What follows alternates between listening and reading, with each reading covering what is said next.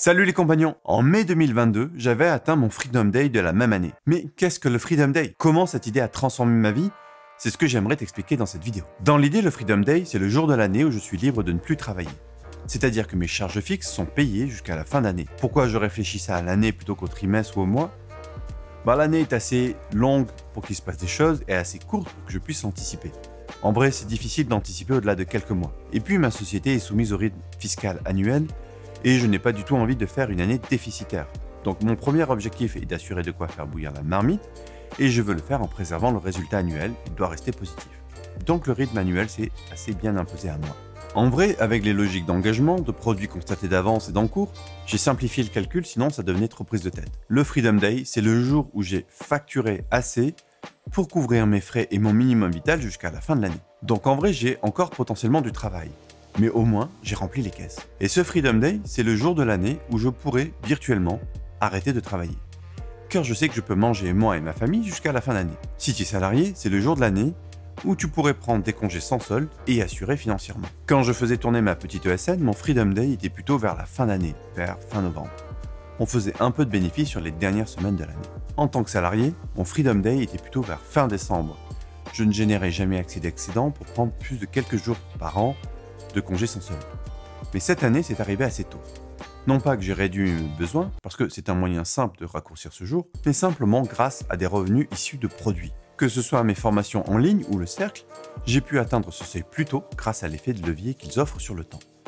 Je t'invite à voir ma vidéo sur mes 7 sources de revenus. Si tu ne l'as pas encore regardé, je t'explique tout ça plus en détail. Je te mettrai le lien sur l'écran de fin ou je sais pas quelque part. Alors, qu'est-ce que je fais de ce temps gagné?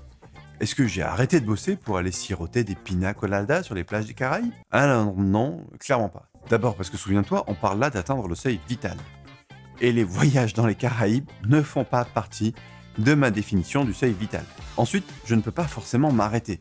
Outre les engagements pris, certains clients ont besoin de moi.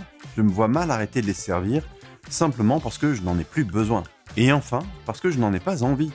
Au-delà du fait que j'ai envie de gagner plus que le minimum vital, je ferais quoi de mes journées? Quand j'avais mon ESN, j'ai eu des moments où je pouvais travailler à mi-temps. J'ai essayé quelques semaines et j'ai cru que je tombais en dépression. Et j'ai compris un truc, j'aime bosser quoi. En fait, j'aime tellement ce que je fais que je n'ai pas spécialement envie de m'arrêter. Pour moi, le travail n'est plus une corvée, mais une activité choisie et épanouissante. Par contre, quand j'ai atteint mon Freedom Day, je le fais différemment et ça change tout. Le fait de savoir que je vais manger jusqu'à la fin de l'année, quoi qu'il arrive, rassure beaucoup la part animale qui sommeille. On est vraiment là sur la base de la pyramide de Maslow. Assurer le besoin vital de manger pour moi et ma famille. Du coup, j'augmente significativement le niveau de sélection de mes clients. Et devine quoi? Filtrer les clients m'apporte de meilleures missions, ce qui crée des expériences plus intéressantes et permet d'aller dénicher de meilleurs clients. Tu sens la boucle vertueuse se mettre en place? Alors on m'a déjà fait remarquer que ce discours n'était pas très cool pour mes clients de début d'année. Je suis pas d'accord. D'abord parce que je ressens beaucoup de gratitude, même pour mes clients alimentaires.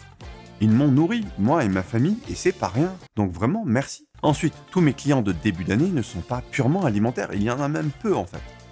Par contre, une chose est sûre, au-delà du Freedom Day, mes clients savent que j'ai vraiment eu envie de bosser avec eux et pas que pour l'argent. Autre changement, j'ai plus de temps, c'est logique. Je mets moins l'accent sur la prospection, je laisse passer plus de choses que je sens moyen, du coup j'ai du temps. Et ce temps, je le consacre à bâtir. Que ce soit par exemple ce type de contenu, de futures formations, de nouveaux produits, je ne m'arrête pas. Étrangement, j'ai même encore moins envie de prendre de vacances. Parce que je sais que j'ai quelques mois devant moi pour préparer l'année suivante. Et mieux j'aurai préparé la suite, plus mes revenus seront stables et décorrélés de mon temps, et plus tôt j'atteindrai mon prochain Freedom Day l'année prochaine. Bon, après il faut savoir aussi profiter et se reposer. C'est juste que je vois ça comme un jeu qui se construit d'année en année. Là aussi, c'est une boucle vertueuse qui se met en place. Et si tu es freelance ou que tu l'envisages de le devenir, que tu veux toi aussi raccourcir ton Freedom Day dans l'année, je t'invite à découvrir ma formation sur comment percer le plafond de verre de la régie. Tu y apprendras comment tu peux arrêter de travailler et continuer à générer des revenus quand même, qui peuvent te permettre de dépasser la limite annuelle imposée par le modèle de la régie. C'est totalement gratuit et c'est par ici quelque part, dans le lien ou dans la description. Je te remercie pour ton attention et je te dis à bientôt. Ciao!